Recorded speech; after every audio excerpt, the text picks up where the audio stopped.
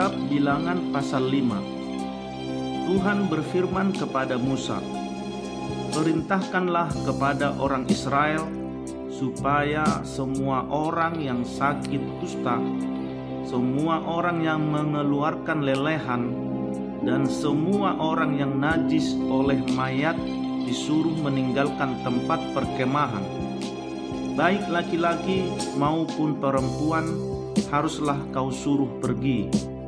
Keluar tempat perkemahan haruslah mereka kau suruh pergi, supaya mereka jangan menajiskan tempat perkemahan di mana aku diam di tengah-tengah mereka." Maka orang Israel berbuat demikian. Mereka menyuruh orang-orang itu meninggalkan tempat perkemahan, seperti yang difirmankan Tuhan kepada Musa. Demikianlah diperbuat orang Israel. Tuhan berfirman kepada Musa, "Berbicaralah kepada orang Israel, apabila seseorang, laki-laki atau perempuan, melakukan sesuatu dosa terhadap sesamanya manusia, dan oleh karena itu berubah setia terhadap Tuhan, sehingga orang itu menjadi bersalah, maka haruslah ia mengakui dosa yang telah dilakukannya itu, kemudian membayar tebusan sepenuhnya dengan menambah 1/5, lalu menyerahkannya kepada orang terhadap siapa ia bersalah. Tetapi apabila orang itu tidak ada kaumnya, kepada siapa dapat dibayar tebusan salah itu, maka tebusan salah yang harus dibayar itu menjadi kepunyaan Tuhan dan adalah bagian imam, belum terhitung domba jantan pendamaian yang dipakai untuk mengadakan pendamaian bagi orang itu. Dari persembahan-persembahan kudus yang disampaikan orang Israel kepada imam, persembahan khususnya adalah bagian imam. Sedang persembahan-persembahan kudus yang dibawa oleh seseorang adalah bagian orang itu sendiri. Hanya apa yang diserahkannya kepada seorang imam adalah bagian imam itu."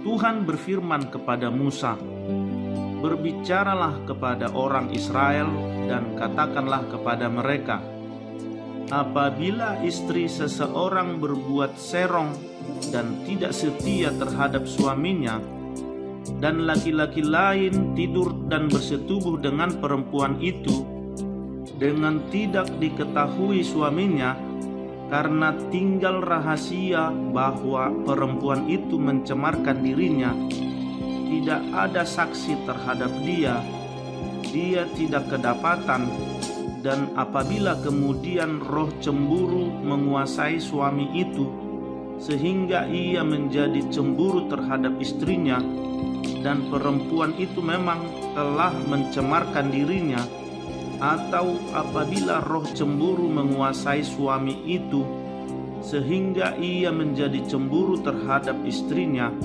walaupun perempuan itu tidak mencemarkan dirinya, maka haruslah orang itu membawa istrinya kepada imam, dan orang itu harus membawa persembahan karena perempuan itu sebanyak 1/10 eva tepung jelai, yang ke atasnya tidak dituangkannya minyak dan yang tidak dibubuhinya kemenyan, karena korban itu ialah korban sajian cemburuan, suatu korban peringatan yang mengingatkan kepada kedurjanaan.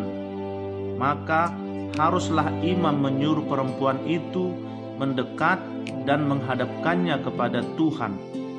Lalu imam harus membawa air kudus dalam suatu tempayan tanah, kemudian harus memungut debu yang ada di lantai kemah suci dan membubuhnya ke dalam air itu.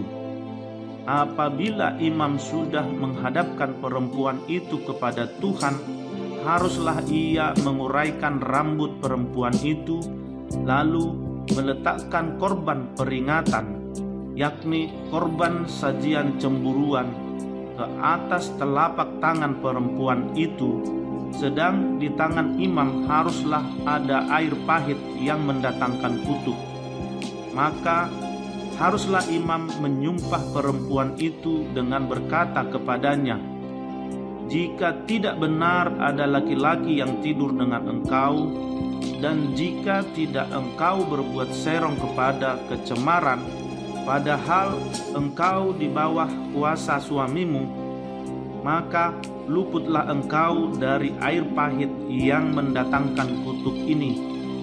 Tetapi jika engkau, padahal engkau di bawah kuasa suamimu, berbuat serong dan mencemarkan dirimu, oleh karena orang lain dari suamimu sendiri bersetubuh dengan engkau dalam hal ini, haruslah imam menyumpah perempuan itu dengan sumpah kutuk, dan haruslah imam berkata kepada perempuan itu, maka Tuhan kiranya membuat engkau menjadi sumpah kutuk di tengah-tengah bangsamu dengan mengempiskan pahamu dan mengembungkan perutmu, sebab air yang mendatangkan kutuk ini akan masuk ke dalam tubuhmu untuk mengembungkan perutmu dan mengempiskan pahamu.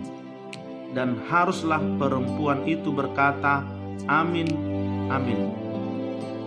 Lalu imam harus menuliskan kutuk itu pada sehelai kertas dan menghapusnya dengan air pahit itu, dan ia harus memberi perempuan itu minum air pahit yang mendatangkan kutuk itu, dan air itu akan masuk ke dalam badannya dan menyebabkan sakit yang pedih. Maka haruslah imam mengambil korban sajian cemburuan dari tangan perempuan itu, lalu mengunjukkannya ke hadapan Tuhan dan membawanya ke mezbah. Sesudah itu haruslah imam mengambil segenggam dari korban sajian itu sebagai bagian ingat-ingatannya dan membakarnya di atas mezbah, kemudian memberi perempuan itu minum air itu. Setelah terjadi demikian, apabila perempuan itu memang mencemarkan dirinya dan berubah setia terhadap suaminya, air yang mendatangkan sumpah serapah itu akan masuk ke badannya dan menyebabkan sakit yang pedih, sehingga perutnya mengembung dan pahanya mengempis, dan perempuan itu akan menjadi sumpah kutuk di antara bangsanya. Tetapi apabila perempuan itu tidak mencemarkan dirinya, melainkan ia suci, maka ia akan bebas dan akan dapat beranak. Itulah hukum tentang perkara cemburuan, kalau seorang perempuan telah berbuat serong dan mencemarkan dirinya, padahal ia di bawah kuasa suaminya, atau kalau roh cemburu menguasai seorang laki-laki sehingga ia cemburu terhadap istrinya, ia harus menghadapkan perempuan itu kepada Tuhan, dan imam haruslah melaksanakan seluruh hukum ini kepada perempuan itu. Laki-laki itu akan bebas daripada salah, tetapi perempuan itu haruslah menanggung akibat kesalahannya.